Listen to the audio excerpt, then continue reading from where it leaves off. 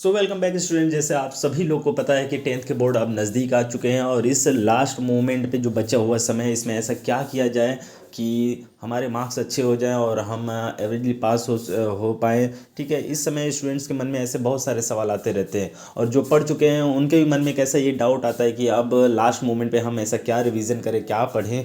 कि हमारे मार्क्स अच्छे हो पाए, क्योंकि ये मार्क्स आने की चिंता तो सभी को लगी रहती है ना। तो देखो, स्टूडेंट्स की जनरली दो कैटेगरी हम अगर बात करें तो जैसे कि एक टॉपर टाइप के स्टूडेंट है, ठीक है, और एक कैटेगरी में मैं मिड स्टूडेंट्स मतलब जो ठीक ठाक पढ़ लेते हैं और जो वीक स्टूडेंट है उन्हें भी काउंट कर रहा हूँ।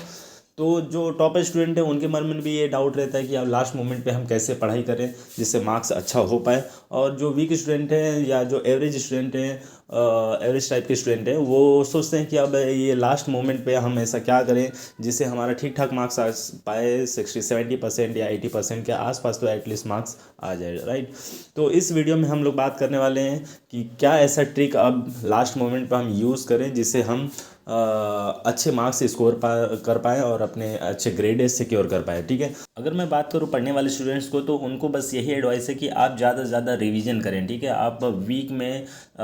जो भी सब्जेक्ट हैं उन्हें 2 बार या 3 बार आप उसे रिवीजन करें। मैथ डेली प्रैक्टिस करें, फॉर्मूले रिवीजन करें,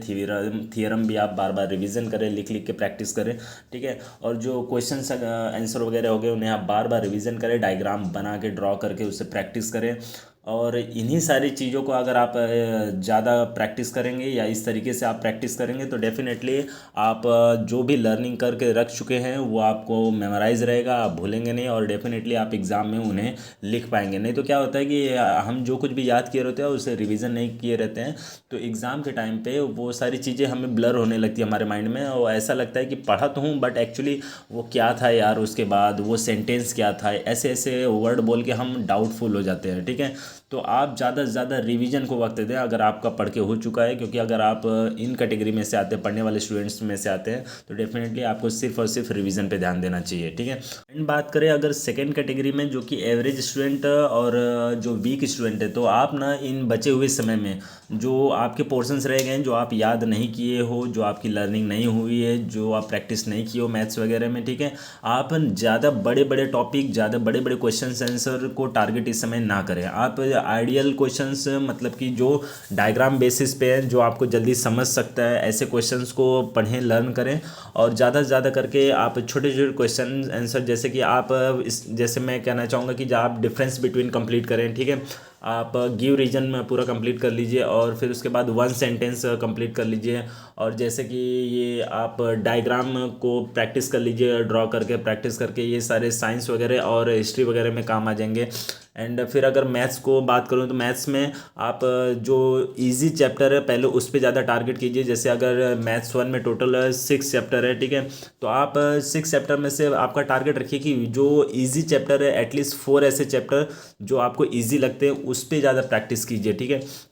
मैथ्स 2 की बात करूँ जिसमें आपको 7 चैप्टर है, ठीक है, तो उस 7 चैप्टर में से एटलीस्ट 4 to 5 चैप्टर पे आप स्पेशली फोकस रखिए पूरा का पूरा, जो आपको ऐसा लगता है कि ये चैप्टर मैं अच्छे से कर सकता हूँ। ठीक है, और बाकी जो बचे हुए चैप्टर हैं उनके स्टार्टिंग के कुछ पार्ट प्रैक्टिस कर लीजिए और इस तरीके से अगर आप करेंगे तो शायद आप अच्छा कर सकते हैं। और जहाँ तक मेरा ये अनुमान है कि आप इस तरीके से अगर चलेंगे तो ठीक ठाक मार्क्स आप सिक्योर कर पाएंगे। अगर इस समय आप ज़्यादा बड़े क्वेश्चंस को लर्न करने पे, ज़्यादा बड़े बड़े क्वेश्चन आंसर और डायग्राम बेसिस क्वेश्चन आंसर जो ज़्यादा बड़े होते हैं, जैसे कि 1.5 पेज के हो जाते हैं, 1 पेज के हो जाते हैं, जिससे काफ़ी एक्सप्लेन करना पड़ता है। ठीक है, और मैथ्स में भी अगर बात करूँ जो बड़े बड़े क्वेश्चन होते हैं, जैसे कि किसी भी चैप्टर में लास्ट वाले जो लास्ट चैप्टर रहता है, जैसे कि सेकेंड चैप्टर में अगर बात करूँ तो 2.5 या 2.6 ऐसे कोई चैप्टर रहते हैं जो लास्ट होते हैं प्रॉब्लम सेट के जस्ट पहले वाला।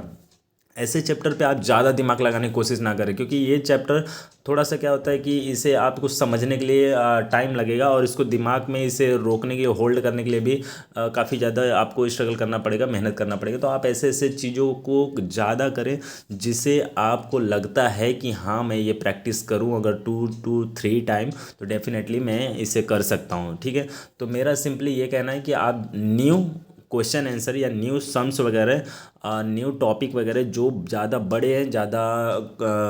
डिफ़िकल्ट्स हैं, उस पर आप ध्यान इस समय ना दें, क्योंकि आप इस समय ज़्यादा करके उन चीज़ों पे ध्यान दें जो टॉपिक छोटे हैं, जो क्वेश्चन आंसर वगैरह छोटे हैं। ठीक है, इस तरीके से आप ध्यान दें। जो कि इस चार्ट में देखिए, जो कि मैं कुछ लिख रहा हूँ, इस लिखा हुआ है,